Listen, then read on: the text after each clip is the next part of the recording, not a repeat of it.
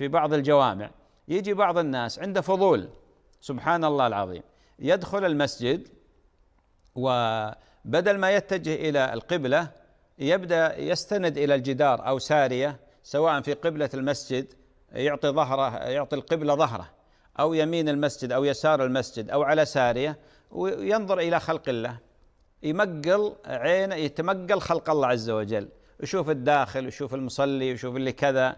وهذا غريب يعني جدا. يعني أنت الآن أنت في فترة عبادة وطاعة، لست في فترة تفرج ونظر.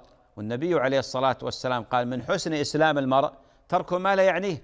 حتى للأسف الشيء، وأنا رأيت بنفسي أطفال يقلدون آبائهم، مساكين، إذا دخل المسجد راح يستند إلى جدار ويتفرج على خلق الله، يتمقلهم، ما يخلي أحد، ما شاء الله، من أول المسجد إلى آخر.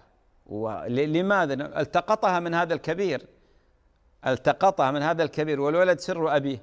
فلذلك يا إخواني هذه الظاهرة انتهوا عنها، موجودة، انتهوا عنها. أنا رأيت بنفسي هذه الظاهرة، وهي قضية أن يستند إلى الجدار ويتفرج على خلق الله، وهذا فضول، هذا فضول يؤدي إلى مخالفات كثيرة، وأيضا فيه إحراج للآخرين.